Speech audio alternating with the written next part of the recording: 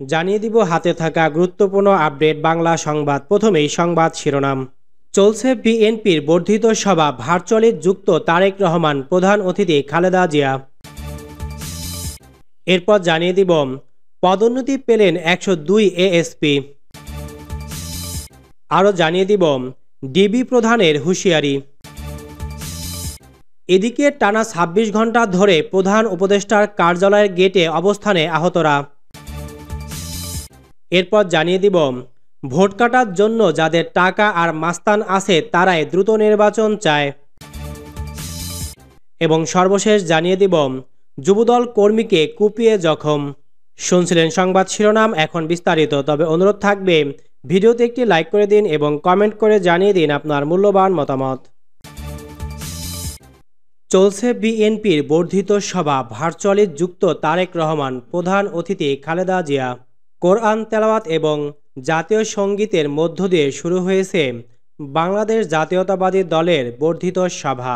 বৃহস্পতিবার সকাল 10:30টায় জাতীয় সংসদ ভবনের এলডি হল প্রাঙ্গণে দিনব্যাপী এ সভা শুরু হয়।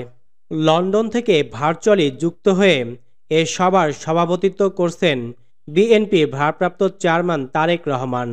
তিনি সভায় তৃণমূল নেতাদের বক্তব্য শুনবেন এবং নতুন বার্তা দেবেন বলে জানা গেছে। দলের বিভিন্ন স্তরে 3500 নেতা এই বর্ধিত সভায় অংশ নিচ্ছেন। চিকিৎসার জন্য লন্ডনে অবস্থান করলেও বিএনপির চেয়ারপারসন খালেদা জিয়ার জন্য একটি চেয়ার সংরক্ষিত রয়েছে বর্ধিত সভার মঞ্চে। তিনি এই সভার প্রধান অতিথি বলে মঞ্চ থেকে ঘোষণা করা হয়েছে। এর আগে বর্ধিত সভার বিষয়ে গত সোমবার বিএনপির স্থায়ী কমিটির বৈঠক হয়েছে। সভায় সিদ্ধান্ত হয় সবার মূল বিন্দুতে থাকবেন তৃণমূল নেতারা। তাদের কথা শুনে নির্ধারিত হবে বিএনপির আগামীর পথ চলা। এতে বক্তব্য রাখবেন জেলা, মহানগর, উপজেলা, থানা ও পৌরসভা বিএনপির সভাপতি, আহ্বায়ক ও সাধারণ সম্পাদক, সদস্য সচিবরা। সভায় বিগত আন্দোলনে একটি চিত্র তুলে ধরা হবে। বিএনপি মহাসচিব একটি সাংগঠনিক প্রতিবেদন তুলে ধরবেন। এতে বিএনপি চেয়ারপারসন খালেদা জিয়া ও ভারপ্রাপ্ত চেয়ারম্যান তারেক রহমানের ত্যাগ ও সফল নেতৃত্বের জন্য ধন্যবাদ দেওয়া হবে। যেহেতু দেশের মানুষ 17 বছর ধরে আন্দোলন সংগ্রাম করছে ভোটাধিকারের জন্য, তাই বিএনপি বার্তা দেবে যে স্থানীয় নয়, জাতীয় নির্বাচনী জাতির প্রত্যাশা। পদোন্নতি পেলেন 102 এএসপি। বাংলাদেশ পুলিশের 102 সহকারী পুলিশ সুপারকে অতিরিক্ত পুলিশ সুপার পদে পদোন্নতি দেওয়া হয়েছে। বুধবার 26 ফেব্রুয়ারি স্বরাষ্ট্র মন্ত্রণালয়ের এক প্রজ্ঞাপনে তাদের পদোন্নতি দেওয়া হয়। বৃহস্পতিবার 27 ফেব্রুয়ারি পুলিশ সদর দপ্তর থেকে পদোন্নতির বিষয়টি নিশ্চিত করা হয়েছে। মন্ত্রণালয়ের উপসচিব মাহবুবুর রহমান স্বাক্ষরিত প্রজ্ঞাপনে বলা হয়েছে, পদোন্নতির আদেশটি অবিলম্বে কার্যকর করা হবে। এছাড়াও প্রজ্ঞাপনে পদোন্নতি প্রাপ্তদের স্বরাষ্ট্র মন্ত্রণালয়ের সিনিয়র সচিব বরাবর নতুন পদে যোগদানপত্র জমা দেওয়ার নির্দেশ দেওয়া হয়েছে। পদোন্নতি পাওয়া 104 জনের মধ্যে 2 জন ভূতাপেক্ষভাবে পদোন্নতি পেয়েছেন। ওই কর্মকর্তাদ্বয় পিআরএল অবসরকালীন পদোন্নতির তারিখ হতে বিধি মোতাবেক ভাতাদি প্রাপ্য হবেন বলেও প্রজ্ঞাপনে উল্লেখ করা হয়েছে। এদিকে ভোরে রাজধানীর 4টি থানা পরিদর্শন করেছেন স্বরাষ্ট্র উপদেষ্টা লেফটেন্যান্ট জেনারেল অবসর মোহাম্মদ জাহাঙ্গীর আলম চৌধুরী। এ সময় দায়িত্ব অবহেলা করায় গুলশান থানার এক উপপরিদর্শক, একজন কনস্টেবলকে বরখাস্ত করা হয়েছে। রাজধানী মিরপুর, দারুসালাম, আদাবার ও মোহাম্মদপুর থানা পরিদর্শন করেন তিনি। ডিবি প্রধানের হুঁশিয়ারি। ঢাকা মহানগর পুলিশের ডিএমপি অতিরিক্ত police commissioner DB Rezaul Karim Mallick কঠোর হুঁশিয়ারি দিয়ে বলেছেন, সন্ত্রাসীরা যত শক্তিশালী হোক, সে যেই হোক, পুলিশের হাত থেকে রক্ষা পাবে না। বুধবার 26 ফেব্রুয়ারি দিবাগত রাত 12টায় রাজধানী গুলশান 2 নম্বর চত্বরে ঢাকা মহানগর এলাকার রাত্রিকালীন নিরাপত্তা ব্যবস্থা তদারকি সংক্রান্ত গণমাধ্যমকে দেওয়া বক্তব্যে এসব কথা বলেন তিনি। ডিবি প্রধান দাবি করেন, নগরবাসীর শান্তি শৃঙ্খলা ও নিরাপত্তার জন্য ঢাকা মহানগর ডিএমপি, গোয়েন্দা, ডিবি পুলিশ ও বাংলাদেশ সেনাবাহিনী যৌথভাবে কাজ করে যাচ্ছে। সাংবাদিকদের এক প্রশ্নের জবাবে তিনি বলেন, নগরবাসীর নিরাপত্তার জন্য যে উদ্যোগ নেওয়া প্রয়োজন আমরা সব উদ্যোগ নিয়েছি। Checkpost, petrol, foot petrol, DB police, RAB, সেনাবাহিনীর টহলসহ যা যা করণীয় আমরা সব কিছু করে যাচ্ছি। আমাদের সফলতা হচ্ছে সন্ত্রাসীরা আমাদের হাতে ধরা পড়ছে উল্লেখ করে রেজাউল করিম মল্লিক আরও বলেন, সন্ত্রাসী যত শক্তিশালী হোক আর যেই হোক না কেন তিনি আমাদের হাত থেকে রক্ষা পাবেন না। সন্ত্রাসীদের ধরতে যে সমস্ত পদক্ষেপ নিয়েছি তা আমাদের অভিযানে প্রমাণ করে। টানা ২৬ ঘন্টা ধরে প্রধান উপদেষ্টার কার্যালয়ের গেটে অবস্থানে আহতরা। এক দফা দাবিতে রাজধানীর তেজগাঁওয়ে প্রধান উপদেষ্টার কার্যালয়ের মূল ফটকের সামনে টানা ২৬ ঘন্টা ধরে অবস্থান কর্মসূচি পালন করছেন জুলাই গণ অভ্যুত্থানে আহত ব্যক্তিদের ব্যানারে অবস্থান নেওয়া আন্দোলনকারীরা।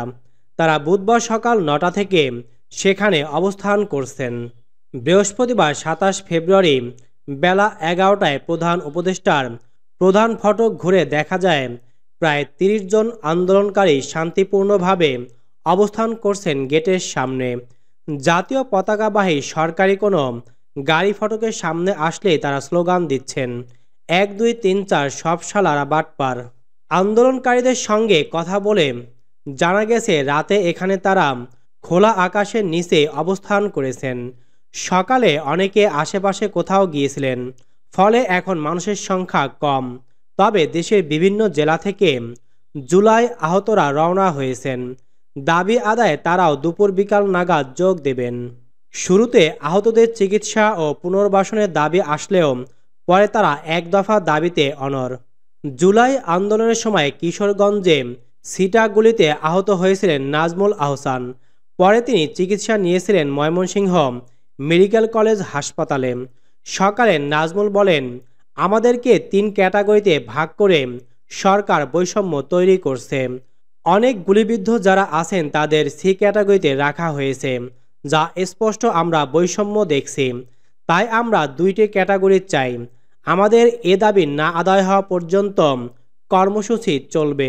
দাবি আদায়ের আগ পর্যন্ত আমরা এখানেই অবস্থান করব।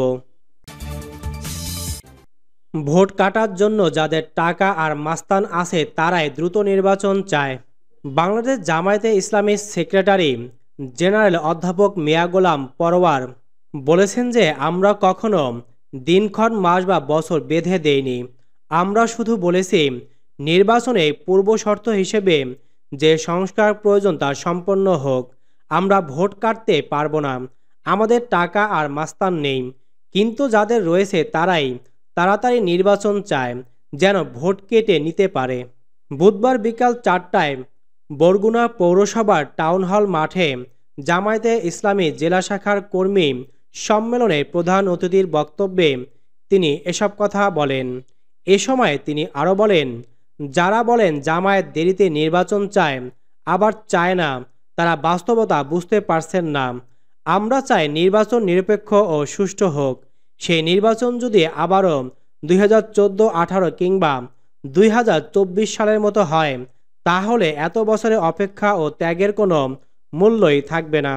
অধ্যাপক পরওয়ার আরও বলেন, গত ১৭ বছরে জনগণের ভোটাধিকার ছিল না। ২০১৪-১৮ ও ২০২৪ সালের নির্বাচনে মানুষ ভোট দিতে পারেনি। কেন্দ্রের রাস্তায় ব্যারিকেড দিয়ে বাধা দেওয়া হয়েছে। আলেম ওলামাদের জঙ্গি বানিয়ে গ্রেফতার করা হয়েছে।